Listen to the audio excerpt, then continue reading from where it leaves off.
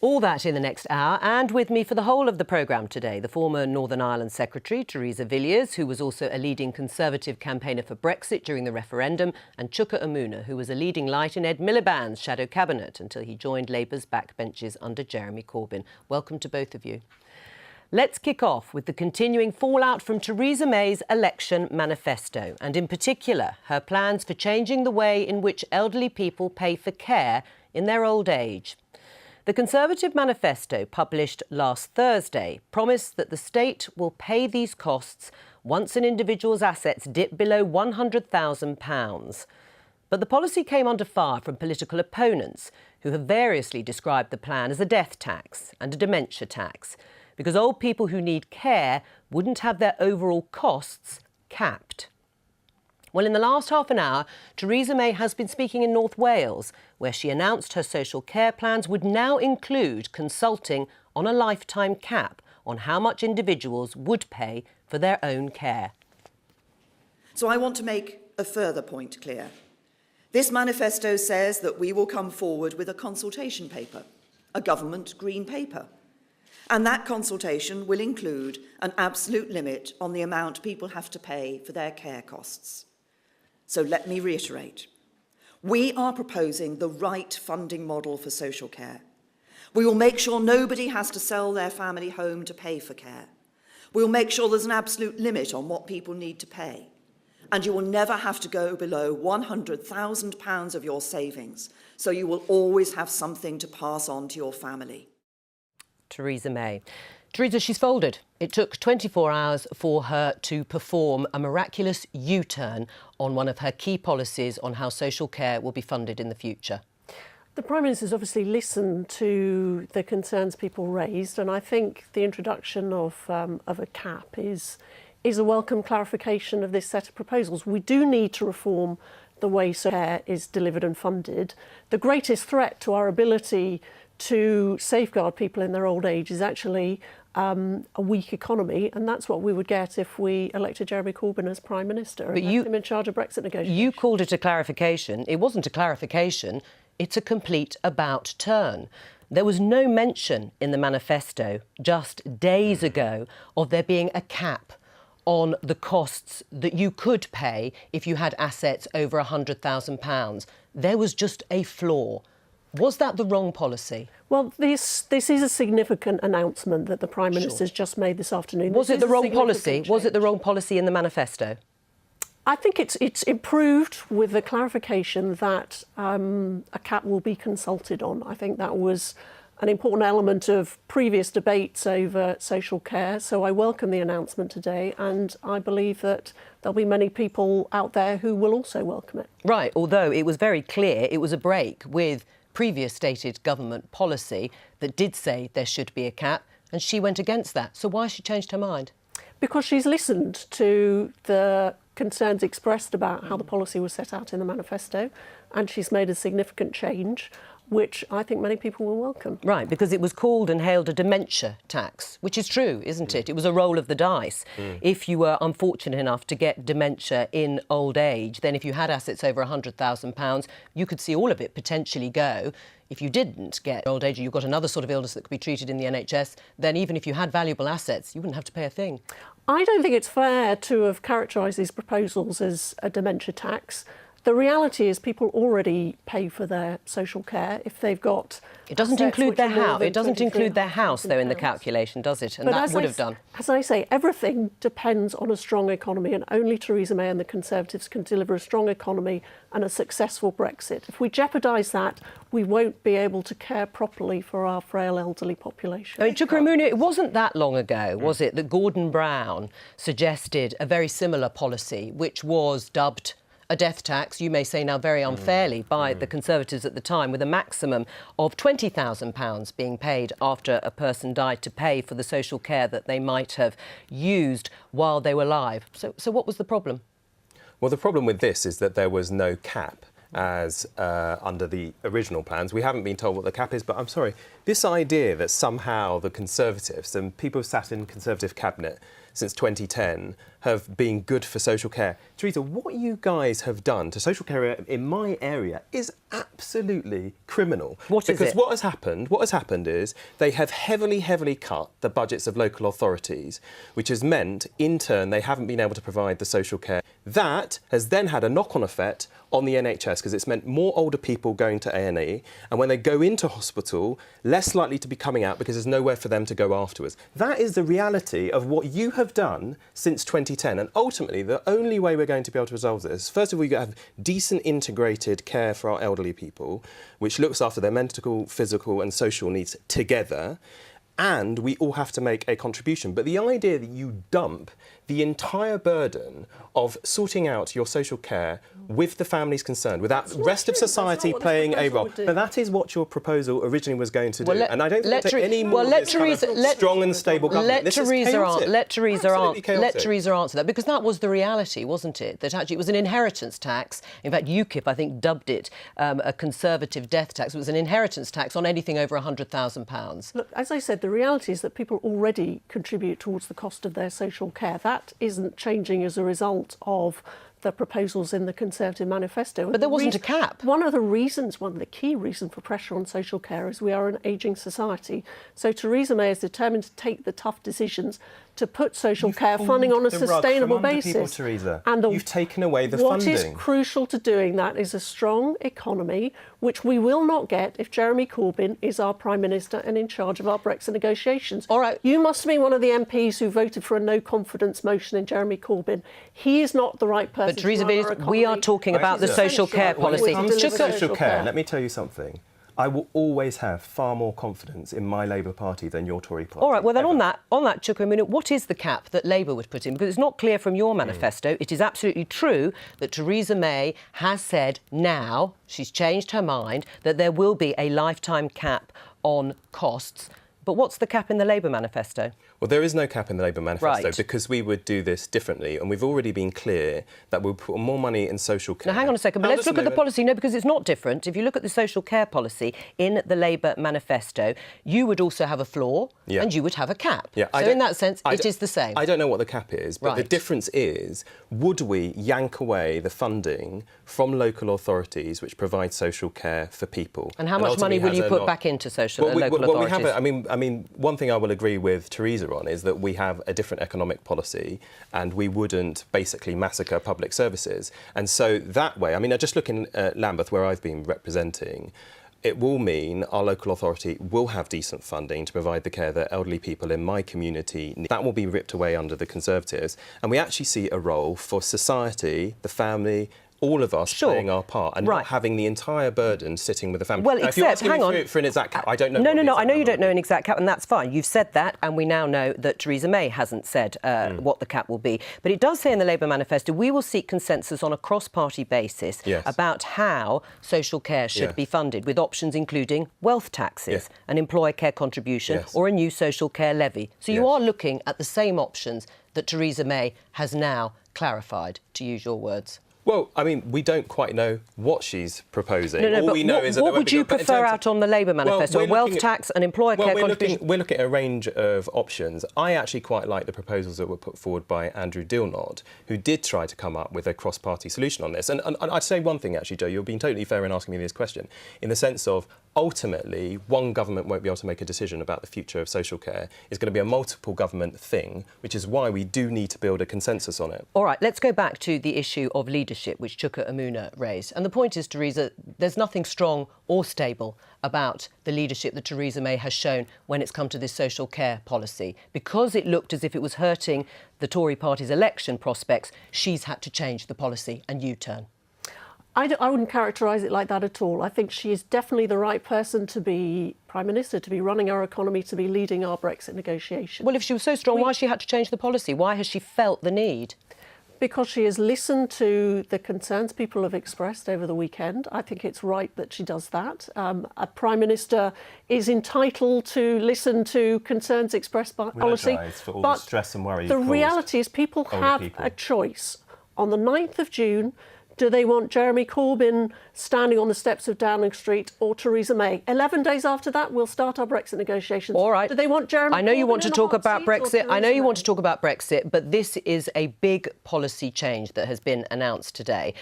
Let's see how Theresa May's social care plan is playing with voters, because Adam has taken the Daily Politics mood box to Birmingham.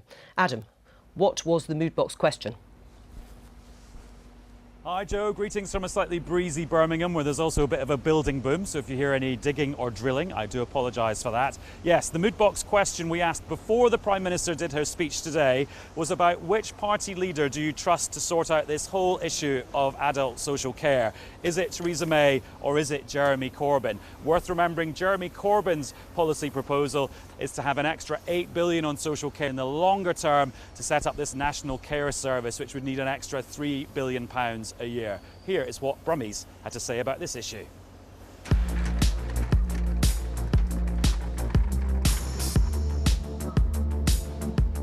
Do you care about the issue of care for the elderly? Yeah. You do, but you wouldn't need it for about another 60 years. Well, my grandparents will, so yeah. Which party leader do you trust to look after care for older people? Jeremy Corbyn. Why is that? Because, like the Labour manifesto, it's laid out well, it's costed well, and it's done in a way that reflects nicely on most of society and gives older people and young people both a chance. Unlike the Tories that have their weird kind of death tax thing that's just not Have great. you been sent here by Labour HQ? What do you think about their plans for this whole? Have you heard about the £100,000 and including your house in the means test for if you get care? Yeah, I have heard about it, but at the end of the day, we've got a purse within which we have to live in, and we have to cut the cake according. And yes, it's going to disadvantage some people, but ultimately, I think we have to, as a society, get the best bang for the buck. Which party leader do you trust to look after your grandparents and great-grandparents? That's a good question. None of them particularly. It's care for old people. It's the massive story at the moment. Some people are calling it the dementia tax. Have you heard about that? Yes. Well, I don't think anybody did that. That's below the belt. He wouldn't happen. I don't think that'd happen at all, really. Too many vote losers for that. Far too many. I've got friends that work in adult social care, and my mum works with care as well, and we've tried to get care for someone in our family, and it hasn't really worked out because of all the cuts that we've had. Do you think this is going to affect the outcome of the election? I think well, you can see there's a swing towards the Labour, but I don't think it will be big enough to beat the Conservatives. Is this your first Vox Pop? She doesn't look very impressed. Look at that face. Ooh, get away from me.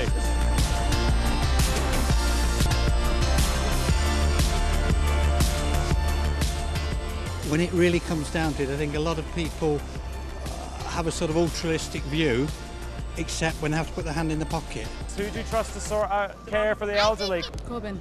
Yeah? Why is that? Because I don't trust a Conservative. Probably Corbyn. Okay, why is that? Because I think he's a more genuine guy. This whole issue about care for older people, has it affected your family or anyone you know? It has done in the past. Yes, yeah. What did you think of the system that was in place? A mess. Do you think it'll ever get fixed, the system? It'll ever stop being a mess? Not that in my lifetime, I don't think. Well, it's totally unscientific, but look, Jeremy Corbyn is the person who can sort out care for older people. Thank you very much, Birmingham. And thank you, Adam. Of course, it's unscientific, but just taking a look at that anecdotally, Theresa Villiers, Corbyn on the side of the elderly and the Tories and Theresa May not. Was it just too complacent to bring out a proposal like the social care one that was half-baked? Well, the motivation behind the proposal is to put social care on a sustainable financial basis. But, you know, the reality is the polls have tightened. This is a real contest. It's not easy to predict the outcome of the election. So was it too complacent? Should she not have put out a policy that was going to be controversial at the very least, if brave at best?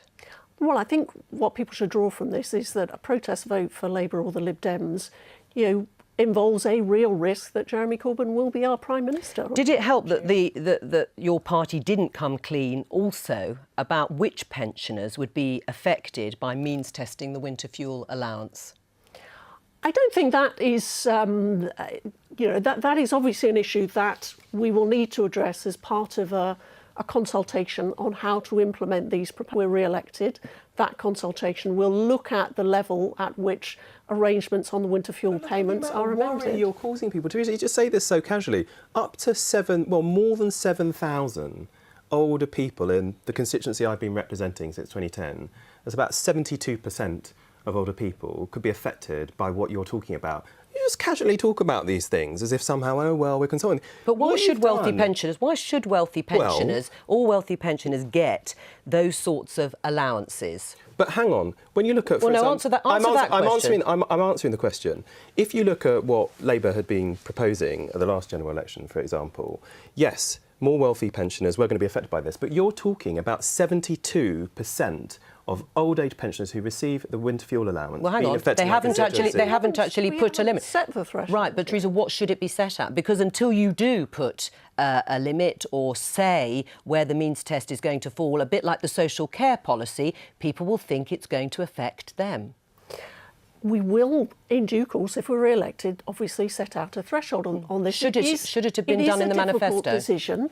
You know, it's not a decision that was taken easily. The reality is that we need, in an era when resources are limited by the deficit we're still dealing with that we inherited in 2010, we need to make sure that we spend taxpayers' money. Are you really blaming Labour for something that happened in 2010? We left government 7 years ago, and your government has borrowed more in 7 years than the last Labour government did in 13. So I'm going to take no lectures from you. Except you were proposing exactly the same sort of bringing down of the deficit as has actually happened under the Conservatives and the coalition government. We'd have achieved our target. Well, we won't know, of course.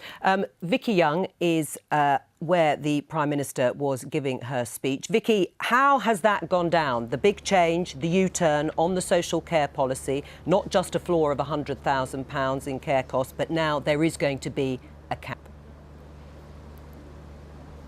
Yeah, I mean, it's pretty incredible stuff, isn't it? Just 4 days after the launch of the Conservative manifesto, here it is. Theresa May urging us today to look at page 65. She says there is no change. Well, that's not the way I see it. If you look in here, yes, you can see in this document, they talk about the fact your house will be taken into account. They talk about deferred payments. They talk about the fact that you'll be able to keep £100,000 ultimately. No mention, though, of a cap, and that is such a fundamental part of this kind of policy. It's not like there have been numerous reports into social care and the way that you could fund it in a different way. Caps have been talked about. Don't forget, David Cameron was due to bring in a cap of £72,000 in 2020. No mention of that in this document. So instead, Theresa May today insisting nothing has changed, that the principles stay the same, that she's going to tackle the issue of social care, because everyone does agree that more money needs to go into the system. And instead, she's accused Jeremy Corbyn and Labour of spreading fake claims and fear and scaremongering over people losing their homes. But of course, it's everyone is free to read this document. Everyone will look in that and see that there was no mention there of a cap. And the fact that yesterday, Damian Green, her pension secretary, actually saying there'd be no rowing back from these proposals, that they had been decided. Was the fact that she hadn't really consulted many of her ministers a problem in terms of putting out what her critics have called a half-baked policy, like a dementia tax? Yeah, I mean, that is the criticism from some in the party, that she has very close advisors, that she relies on them too heavily, something, rather than talking to some of the cabinet ministers around her. And Damian Green not just saying that there would be no rowing back, he actually criticised the idea of a cap. Now, what she is saying, although I have to say she sounded very rattled, she sounded under pressure, she doesn't usually. And of course, she's made such a big deal in this campaign about being strong and stable. Clearly, any kind of U-turn or significant change like this, you know, is going to be absolutely seized upon by her opponents. She will say it's all about taking tough decisions, and she will say that she has been willing to tackle an issue that many others haven't been willing to do. Vicky Young, thank you very much. Well, I'm now joined from Westminster by two top-notch political journalists. Are there any other kind? Laura Hughes, political correspondent for The Telegraph, and Jim Waterson, political editor for BuzzFeed UK. Jim, what do you make of this U-turn? Well, we've been looking for a good bit of campaign drama for a while, and we finally, 4 days after the Tory manifesto launch, had a screeching U-turn from Theresa May. I don't think she expected this, but talking to Tory MPs, they were all saying on the doorstep, time and time again, this was actually coming up. And they were a little bit rattled. The texts I've been getting from people in marginal seats where, you know, we're confident we're going to destroy Jeremy Corbyn, we're going to take seats we've never taken before. And suddenly they were dealing with pensioners who were really concerned about stuff like this. And I think the key issue is, people didn't necessarily know what the policy was. They just didn't like what they'd heard about it. They didn't like the idea that at any level someone was going to get a hold of their house and that wasn't going to be their kids. Right, and presumably, Laura, it was because they made a link between tightening of the polls over the weekend and the announcement of this policy on Thursday. Yes, it wasn't a good weekend for the Tories. Everyone's been boasting almost about how well they're doing. But this week we saw over the weekend, actually they've only got a 9-point lead. That's the first time it's been a single number since Theresa May announced the snap poll. So I reckon they actually got pretty nervous. We were always expecting a bit of a wobble at some point. But actually, I think a lot of candidates were feeling like Theresa May was being a bit cocky. They knew they were doing so well, so they kind of just thought, let's just go for it, let's go out there. And actually, all the polls of the weekend, specifically on this dementia tax, have shown that that's unpopular and Labour are actually doing better. They've actually got the key message out there. They've used the phrase dementia tax and it has been incredibly damaging. Jim, if we look at other issues, Jeremy Corbyn, the Labour leader, came under fire over the weekend for his associations with the IRA, and he refused to condemn IRA bombing without equating it to other parties. Does his position on security and defence negatively impact on the retail offers Labour is making in this election? Well, I think there are problems with it, and certainly in the sort of seats where they're sort of fighting with the Tories, particularly in the Midlands and the North. I think one of the interesting things with the IRA and Jeremy Corbyn is the way that the connection has sort of developed. So if you're under 40, perhaps you associate IRA and things like that more with the Good Friday Agreement and the peace process, and so it's less of a toxic association. Whereas for a lot of older voters, the sort of people that the Conservatives need to get on side, that's where it really hits home. So it's interesting seeing, depending on the generational gap, it's playing slightly differently with different audiences. Laura, what about Labour's university tuition fees policy? How popular is that? I reckon it'll be very popular. Labour are clearly targeting the younger generations. We know that that's where Mr Corbyn's supporters mainly are from. They're saying they're going to scrap them entirely and that from this year, September, they will be scrapped so that students don't defer a year. It's going to be popular with young people, and we know that young people are who Jeremy Corbyn is targeting. But do they vote? That's a very good question. Well, there's a reason that they've announced it today, which is the final day to get people to register to vote. And normally the problem with making an offer on tuition fees is that the people who are going to benefit are the next generation along. This time you can actually say to current students, right, vote Labour, get your education for free. Right, because of course it's happening this year. Just finally, Jim, I mean, this was supposed to be the Brexit election, as Theresa May had billed it, and she returned to that theme today, no doubt to distract from the change on her social care policy. But she was the one who decided to make it about public services to a large extent. I mean, is Theresa May's decision broadly parking her tanks on Labour's lawn backfiring? Well, look, Labour's gaining in the polls. The thing is, the Tories still have a massive lead. There are a lot of issues around in the final weeks of the campaign. Polls tend to swing back towards the government, tend to swing back towards the Conservatives in most places. So the problem is, I think it's hard to argue that Jeremy Corbyn's not had a surprisingly good campaign in the eyes of a lot of people. But he's still got a long way to make up. So Theresa was more about Jeremy Corbyn, who was fit to lead the country, and about Brexit than things like social care, and that's what we're trying to see today. Thank you to both of you. Enjoy the sunshine. Now, as we've just been hearing, Jeremy Corbyn's attitude to the IRA has again come under scrutiny. So when it comes to the Labour leader and other members of his inner circle, what exactly is their record on dealing with the organisation? As a backbencher in the 1980s, Mr Corbyn was criticised for his activities with the controversial Troops Out movement, which campaigned to end British military involvement in Northern Ireland.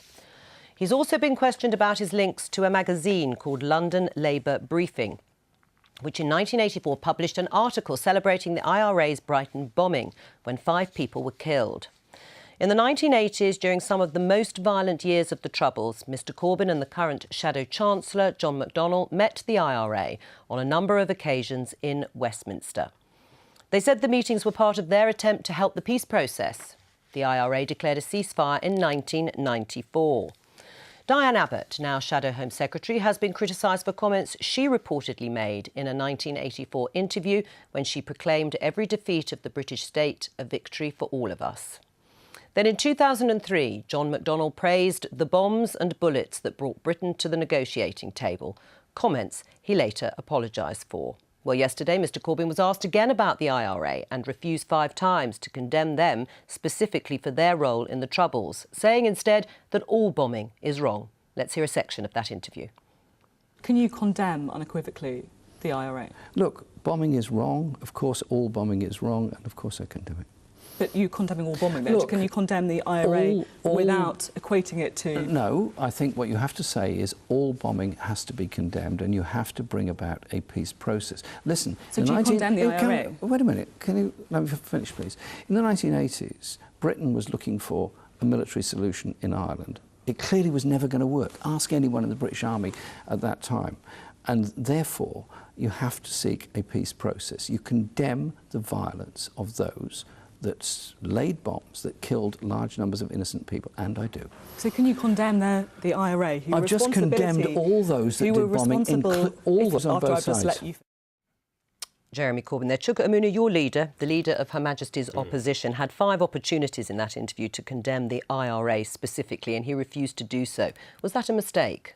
I don't share your interpretation of that clip. Anyone just watching the clip would have seen him condemn the IRA and all bombing. But look, I'm very clear, unequivocally, the bombing and all of the violence which they brought upon the whole of the UK is totally, totally awful and unacceptable. But I think, that is basically what he has said, whilst also talking about what the Loyalists and others did. Right, but the problem that some people might have, and I'm not saying everybody would have, but that some people might have, is his seeming inability to condemn the IRA. Saying all bombing is wrong, well, everybody would say all bombing is wrong, but if he can't condemn the IRA... The question they need to consider, do you really think Jeremy Corbyn is somebody who wanted to see death and destruction in Northern Ireland? Are you really going to buy the front of the Daily Mail today and these Tory supporting papers, The Telegraph, or are you actually going to take at face value what he has said? Now, you can drudge up quotes. So would it have been easier? But would it have been easier for him then? This wasn't obviously an interview from years ago. This was an interview yesterday. Yes, what was preventing him just saying, I condemned the IRA's bombing? You will have to ask him that question. But, I've seen... But he is the leader of the Labour... He's the leader of the Labour Party. Well, if you want to talk about the Labour Party in Northern Ireland, I'm extremely proud of the record of the last Labour government in helping bring about peace in Northern Ireland. Actually, John Major also does credit for that as well. But Jeremy Corbyn wasn't in that government. You can judge up these quotes from 1985. I was 6 when these things were supposedly, or I don't know whether they were said or not. Well, you were 6 because you're a young man. Might it be a problem for some voters, though, to listen to an interview like that? Jeremy Corbyn wasn't part of the government that you are talking about under Tony Blair, which dealt with the peace process. So is it difficult to sell, as I asked the journalist before, Labour's offer on the doorstep if people have reservations about what they might feel is biased towards one side or the other in Northern Ireland, bearing in mind this man wants to be the next Prime Minister? Well, if you're talking about bias to one side or the other, he has condemned the IRA and condemned Loyalists. Now, the question for your viewers is, do you have an issue with the fact that when he was condemning the IRA in the comments you've just seen in that clip, he also sought to condemn the Loyalists as well? Now, if that's a big issue for you, that he, wouldn't condemn the IRA on its own. Well, I'm not sure that for most people that is a big issue. I've been on the doorstep, not just in my own constituency over the last few weeks, but in Birmingham. But he was condemning the British Army too. This issue of the IRA, which at one time was not brought up by anybody. And isn't that the point, though, Theresa Villiers, that this is just a convenient weapon with which to attack Jeremy Corbyn for his past associations with the organisation, with the IRA, to distract from what is actually going on in this election? No, that's not what's happening here. I can tell you I met many victims of IRA violence, and they will be upset and distressed by the fact that someone is holding himself out as our next Prime Minister, potentially, will not unequivocally condemn He condemned all IRA bombing. violence. He condemned all bombing, didn't he? I mean, what's wrong with that? He condemned both sides, and isn't that what you want? Somebody who is impartial, who is prepared to condemn wrongdoing on both sides of the divide here. Maybe it wouldn't be such a big problem if he didn't have this track record on these matters, and his shadow chancellor praised the bombs and bullets of the IRA. And yet people are being asked on the 8th of June to trust these people with the security of our nation. And remember, Jeremy Corbyn also refers to groups like Hamas and Hezbollah as his friends. Well, if he was Prime Minister, he said that would he jeopardise our has said security as well as our that wasn't the case. Even if he used the word friends, he was talking more generally about people that were at conferences in the past, not specifically that members of Hamas. But again, Chuka Umunna, doesn't it make your job much, much harder if this issue is going to come up time and again and people are unsure about where Jeremy Corbyn stands? Well, it gets raised time and again in the Telegraph, the Mail and other Conservative supporting papers. But as I've said, when you actually talk to voters on the doorstep, are they asking you about the IRA? They're not. They've been asking us about the dementia tax that Theresa and her guys were proposing. They've been asking us about, tuition fees. They like the tuition fee proposals. They've been asking us about the public sector pay cap, which we're going to abolish. They've been asking us about many other things. As I said, I haven't had anybody bring the IRA up on the doorstep. And I haven't. That's not just in my constituency. I've been to several different regions campaigning for colleagues as well. But as you know, it's not just about those issues. If Jeremy Corbyn is Prime Minister, he will have to deal with the British military, won't he? And he will have to deal with policies in Northern Ireland. On the basis of what Theresa Villiers has said, how difficult is that going to be with his track record? Well, as I've just said, you asked me a question, I answered it. Is it going to be an issue? As I said, it isn't an issue on the doorstep. No, but I do not ask on the doorstep. I'm asking if he became Prime Minister, how difficult would it be in his dealings with the British military, for example? Well, I think the British military will work with whoever is elected as a government, and that's why we have an impartial civil service and an impartial set of armed forces, and that's how it should be. Right. Are you not making much more of this, Theresa Villiers, for party political purposes? Jeremy Corbyn and John McDonnell had meetings with the IRA in the 1980s. Perhaps that was far-sighted. We now know the British government was doing the same, albeit in secret. So actually, talking to armed dissidents made perfect sense because it led to peace.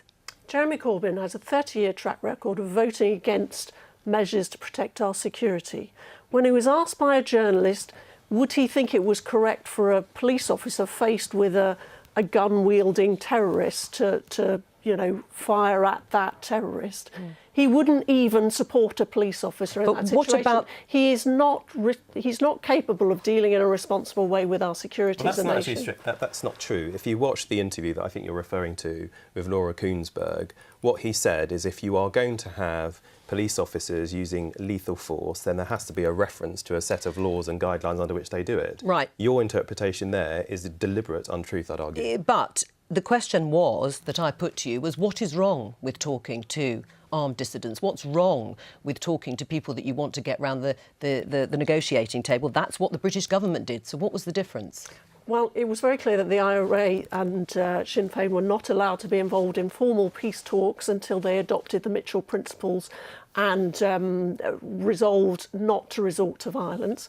But the key thing here is who is going to be the Prime Minister who will safeguard our security. Theresa May has a track record as Home Secretary lasting 6 years, one of the most successful Home Secretaries in history. The choice is between her keeping our country safe in the incapable hands of Jeremy Corbyn. Now, the Sinn Féin president, Gerry Adams, at the manifesto launch of Sinn Féin, has defended the Labour leader, defended Jeremy Corbyn, following the row that we've just been talking about, and said that Mr Corbyn was on the right side of history.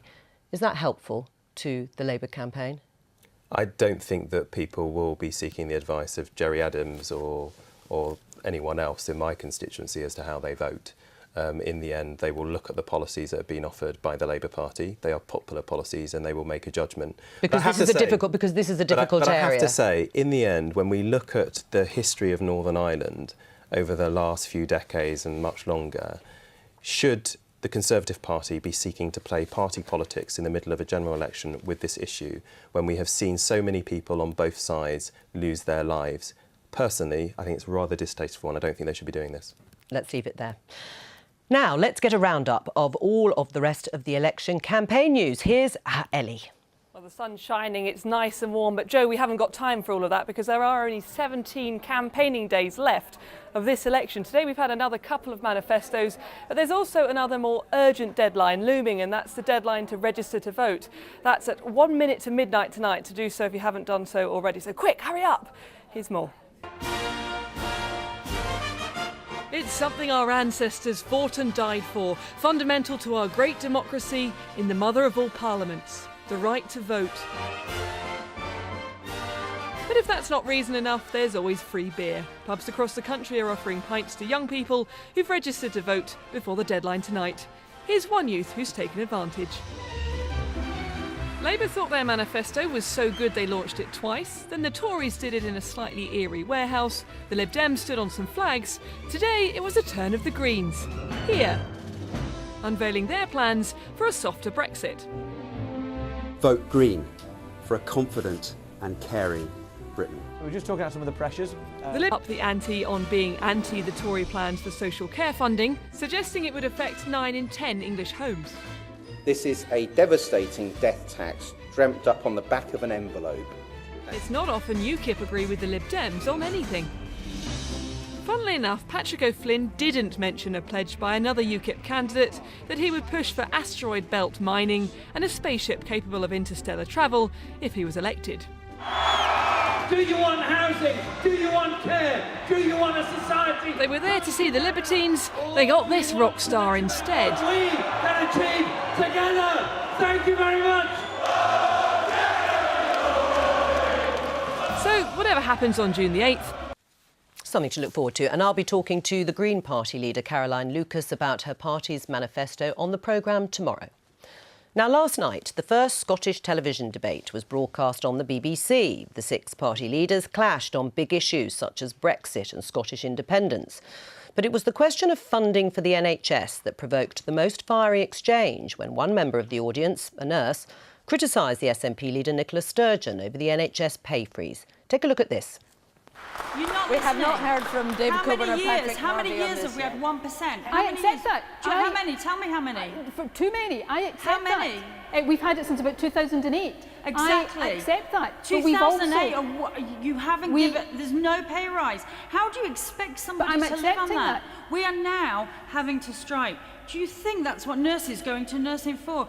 I'm telling you now, I would rather leave nursing, as would many more of my colleagues, than have to strike, because you have no idea how demoralising it is to work within the NHS. Don't come on your announced visits. Come in on the middle of any day into any ward, any A&E department. Come on in and see what we're up against. My sister works in the National Health Service.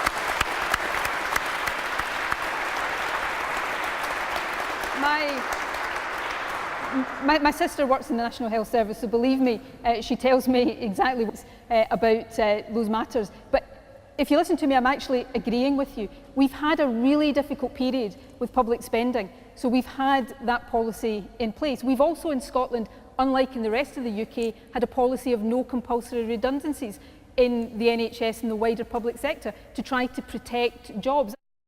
Nicola Sturgeon in that debate. Well, I'm joined now by the SNP's Drew Hendry, who is in Inverness for us. Welcome to the Daily Politics. Do you have some sympathy with the nurse who was in the audience in that debate? Well, I think as you heard Nicola Sturgeon saying, she agreed that because of rising inflation, because of the austerity policies that have been the Tories have been wedded to across the UK, that there is unsustainable pressure now on the cost of living. And that inflationary process means that there are already meetings with the staff side and the NHS to look at the issues around the cap. And Nicola Sturgeon said she was open to looking at removing that. Right. Well, she's open to looking at it. Should nurses be being paid more in Scotland or not? More in Scotland, some £300 a year roughly compared to nurses in England. Yes, no, what I mean is should they be paid more than they are currently, in Scotland? Well, if you look at inflation going up as it is at the moment across the UK and the effects that's going to have on wages, then of course that, as I've just said, that pay restraint is now unsustainable. But you have the power. You have the power to increase. You have the power to increase pay for nurses, don't you? Well, that's what we've done in Scotland by making sure that nurses are actually paid more in Scotland than they are in the NHS. Yeah, but Nicola Sturgeon said there that pay hasn't gone up. She agreed with the nurse who said, when was the last time that we had a pay rise? Not since 2008.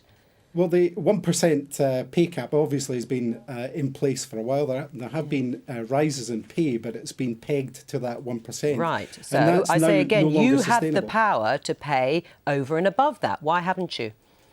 Well, pay restraint's been a necessary effect of the austerity policies from the Tory government for a number of years. Not to do with the government. You have the power to do something different. Well, if you feel that nurses should be paid more, then you have tax-raising powers. Health is devolved. You could have done something entirely different.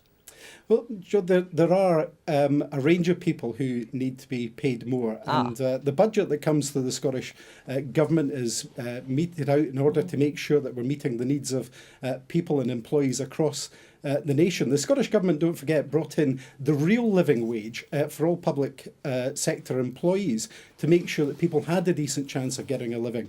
That's something that's not happened across England either. So we've got a very proud record of being able to tackle low pay wherever it's in our gift. And as I've said, the issue around pay restraint does look like it, because of the rising inflation across the economy at the moment, looks like it's unsustainable. Right. And Nicola Sturgeon said clearly that she was looking at doing something about that.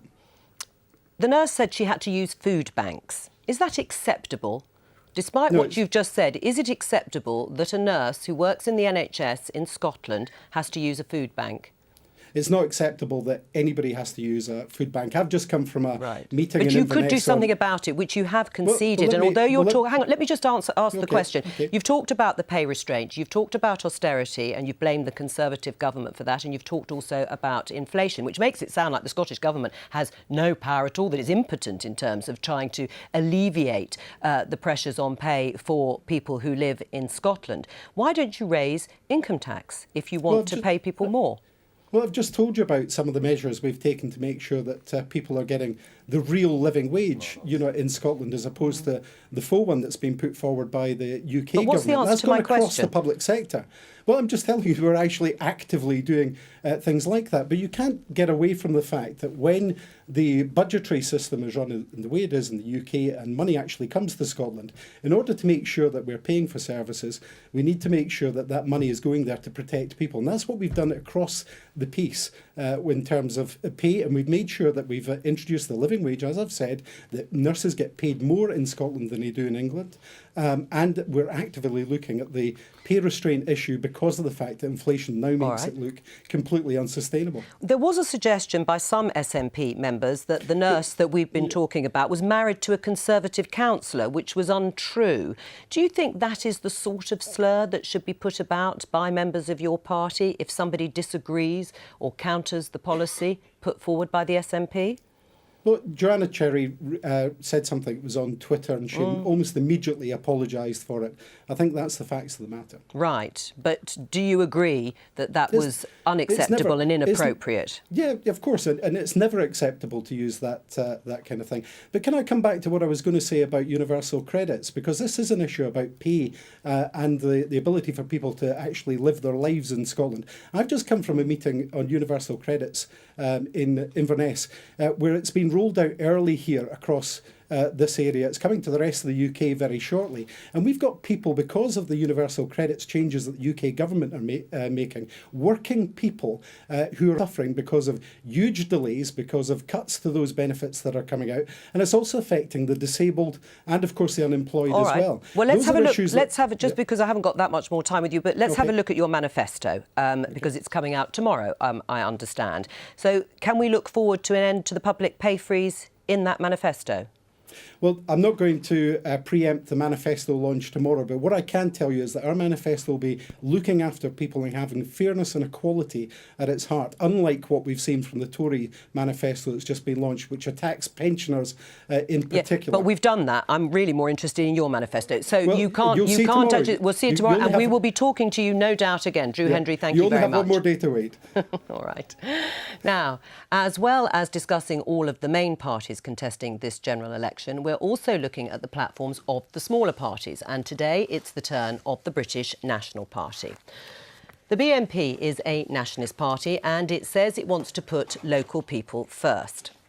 They are pledging to stop all immigration into the UK and offer grants to people of foreign descent who volunteer to leave the country. They want to stop what they call the Islamisation of the UK, banning hijabs, burqas and the building of new mosques. They also want to abolish anti-discrimination laws. and be tough on law and order by reintroducing the death penalty. We've been joined in the studio by party chairman Adam Walker. Welcome to the Daily Politics. It's reported your membership is now down to a few hundred. In the last election, you lost 99.7% of your vote share, winning just 1,600 votes, and the party has been riven with infighting and defections. Why is the party in such a perilous state?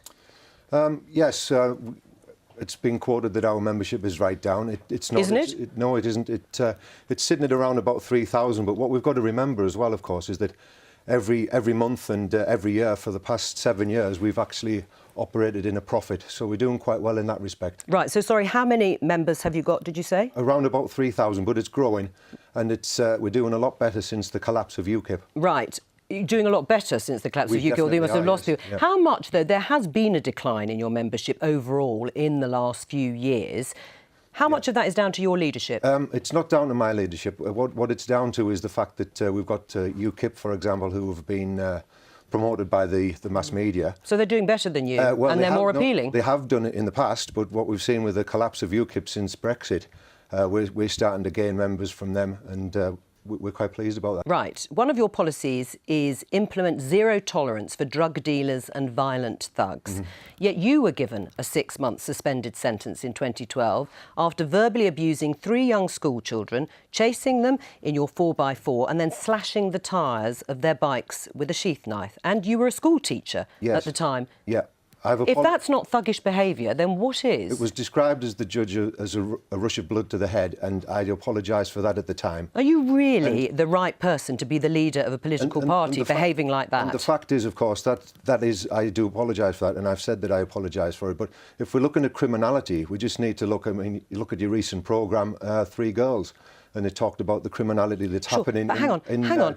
You can't just brush it to the side like that, because you are, the chairman of this party, of the British National Party, and yet that sort of behaviour you think can just be excused by a brief rush to the head. I don't think it can be excused at all, and I did apologise for it at the time. But is an apology really enough? You actually had a 6-month suspended jail sentence. Indeed, but if we want to look at criminality again, we look at what's happened in Rochdale in your programme recently. And those people were convicted and they went to jail. Yeah. So would you be happy for one of them to be in charge of or the chairman of a party? And if we want to look at other criminals, we could look at Tony Blair, for example, who took us to an illegal war under the pretence of weapons of mass destruction.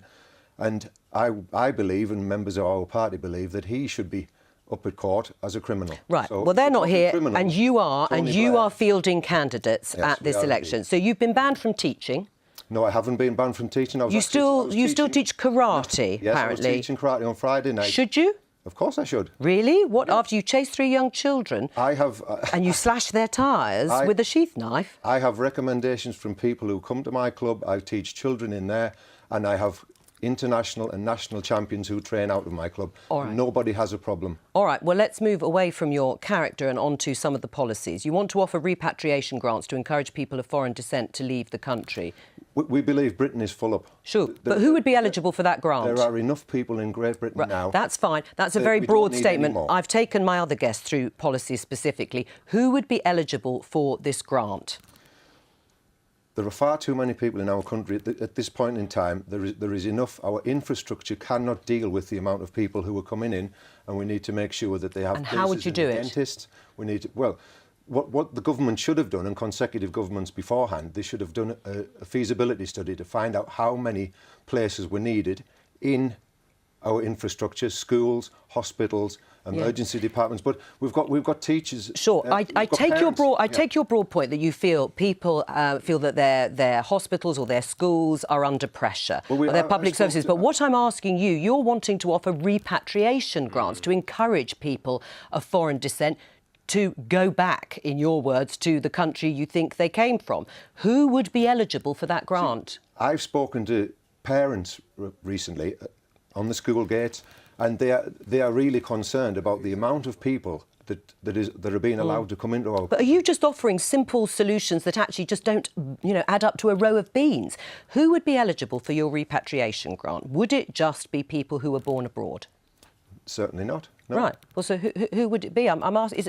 Can you tell me? Well, We could use, for example, we could use some of the money that we're currently spending in foreign aid. I think it's nobody's mentioned that one so far in the election debate. I think it's around about £13.5 billion that's been spent in foreign aid to some of the most corrupt countries in the world. Right, but which people do you want to leave the country? Who are you talking about? Listen, we're not saying that we want people to leave. What we're saying is that we need a halt on immigration until we can get. But what's a repatriation grant then? What's a repatriation grant for? We need to find out who is in this country legally and who is here illegally. And once we've done that, then of course we can move on from there. What, you're going to pay people who are here illegally to go back to where you think they have come from? Well, we've got far too many people in the country at this point in time, and we need to stop it. People are suffering on the streets. I've spoke to people on the streets. I even spoke to a Jamaican lady the other day, and she's fed up of immigration. Right. She's a settled minority. But this is one of your policies. I mean, what do you say to those who claim you're a racist party? It's absolute nonsense. It's not racist to oppose mass immigration. And indeed, the Archbishop of Canterbury, he said himself that it's not racist to oppose mass immigration. But you haven't actually been able to explain one of your key policies, which is a repatriation grant. We're extremely concerned, and we're not racist. It's just a label that that's been put up on us over years. Right, but it's not racist too. But I mean, to oppose mass immigration, it's a numbers game. Yeah, but a few years ago, Nick Griffin, who was the leader of the party, said, yes, we are a racist party. Was he joking? Well, that's why he's not the leader anymore. Right, because he was wrong. Yes. Right. Why did he think that the BNP is a racist party, his own party? I don't know what Nick Griffin thought. I mean, you know. Now, you say you want to stop what you call the Islamisation of Britain, banning the hijab, the burqa, the building of new mosques. Why this particular focus on Muslims and Islam? Well, we don't think that Islam is compatible with our way of life, as we've seen recently. And you can. What about all the British Muslims who live all here? You want about it, but no, I'm not shaking my head. What I'm saying is, why? Because there are lots of British Muslims. Why is it not compatible? We understand that not all Muslims are the same, but there are a small minority of Muslims who are extremists, and we think that the government's job is to protect the people of Great Britain and protect them in a way that is suitable for them. Do you not think there are extremists in all walks of life, in all religions? Yeah, there are extremists in all walks of life, but if we look at the recent events that have happened here, just down the road, somebody was mowed down by a Muslim extremist. We've got female genital mutilation, we've got acid attacks, we've got people who are gang raping children. Are you an extremist? I'm certainly not an extremist, no, I'm quite the opposite. Adam Walker, thank you very much. Thank you very much. Now, throughout this week, we'll be talking to representatives of the five main parties seeking election in Northern Ireland. And we start with the smallest of the five, the Alliance Party, and its deputy leader, Stephen Farry, joins us live from Belfast. Stephen, welcome to the Daily Politics. What would you see as success in this election for you? Well, in the past, we have elected MPs in Northern Ireland, most particularly our current leader, Naomi Long, and we are hopeful of potentially 1 or 2 seats this time around. So we are at a very confident place. We had a very good election in the recent Assembly election in Northern Ireland, where we had an almost 50% increase in our vote in the space of 12 months. So as the main Liberal cross-community progressive party in Northern Ireland, we are in a good place. So obviously the politics in Northern Ireland are in a much more precarious situation. Well, you say you're in a good place. You didn't win any seats, and indeed you actually lost your only one, Naomi Long, whom you mentioned. So what is it that you're offering this time that makes you confident that the results are going to be better? Well, we do offer a very clear alternative. We are not a unionist party or a nationalist party, and insofar as politics in Northern Ireland can be very polarised, we are the response to that, in the sense that we are offering a different type of approach, focused on the region of Northern Ireland as a whole, representation of the entire community, speaking up for progressive politics, bringing us into the 21st century. And we have that track record of success on the ground, where we have been in government in Northern Ireland in the past, and indeed we have been in Westminster in the past. And indeed, back in 2015, actually, our vote went up, though the breaks didn't just quite fall for us in terms of actually winning seats. Now, you've been very critical of the Conservative Party's plans for Brexit, but do you accept that if they win this election, that they will have a mandate from the people for what you would call a hard Brexit? Well, there is a mandate from the referendum last year, and indeed potentially through the general election. But the reality is, no matter what happens for the UK as a whole, Northern Ireland is a special case. I mean, for example, we do have the option, not one I particularly advocate, to rejoin the European Union through a united Ireland at some stage, if that's what the people of Northern Ireland choose. But we have the Good Friday Agreement, and Northern Ireland only works on the basis of sharing and interdependence, and Brexit's all about putting up new divisions and new barriers. So there has to be some sort of special arrangements put in place for Northern Ireland, not least because of the fact that we have a land border with the remainder of the European Union through the Republic of Ireland. Well, and as you say, that could very much be the focus of the Brexit negotiations, all the issues you've just outlined. But this election, as you know, takes place against the backdrop of major uncertainty in Northern Ireland for their devolved institutions. Do you think that might help your party, ironically? Well, certainly people are very concerned and frustrated at the lack of progress that was seen in recent years. The issues that we've fallen out over are very narrow, but the divisions between the parties are very deep and indeed very bitter. Indeed, it's a real tragedy that this is happening at this time when we do need our own local executive to stand up for Northern Ireland, particularly with Brexit negotiations looming, and a real desire on the part of the European Union to address the Irish issues at the forefront of the negotiations later this year. Are you reassured, though, by the fact that all the parties, pretty well all of them involved, have said that Northern Ireland and a border issue will be one of the first issues they will try and resolve in the Brexit negotiations? Well, we are reassured in the sense that everyone is saying that. The difficulty is, in practice, whenever you come to try to avoid this frictionless border on the island of Ireland, well, frankly, all we've heard to date is a lot of platitudes, like no return to the borders of the past. And no one to date has really spelled out how we can actually avoid that, particularly in the context where the UK leaves the customs union. There's no example anywhere else in the world where there isn't a physical border whenever you have a customs frontier. OK, Stephen Farry in Belfast, thank you very much. And we'll be talking to representatives of the other Northern Ireland parties every day this week. Now, as part of the BBC's general election coverage, our very own Andrew will be interviewing a different party leader in depth every night this week. Worth sitting up for. And first up is the Prime Minister, Theresa May. That's the Andrew Neil Interviews with Theresa May tonight at 7 p.m. on BBC One. Now, we didn't have time earlier to give you today's quiz, so here it is now. You two thought you were getting away with it. The question is, what is happening, Chuka and Theresa, in this picture? Take a look. Surreal though it may seem, do you know what the answer is? I don't. I thought you were going to say, yes, I do know what the answer is. What does it look like, Chuka? Is this to commemorate the signing of a deal?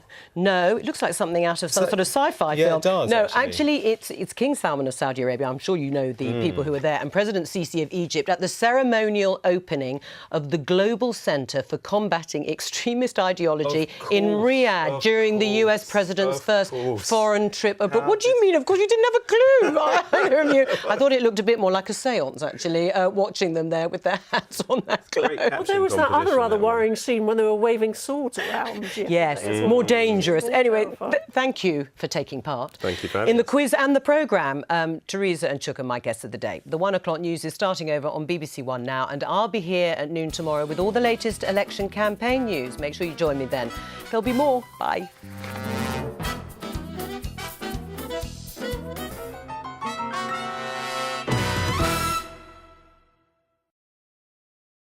Tonight, Andrew Neil puts questions to Conservative leader Theresa May, and then Bethan Rees-Roberts hosts a live studio audience, putting Conservative Alan Cance in the hot seat. Ask the leader tonight at 7 on BBC One Wales. Take an aspiring home cook. We're in it to win it. Team them up with a Michelin-starred chef, putting their reputation on the line. Here we go. I love sauces. Maybe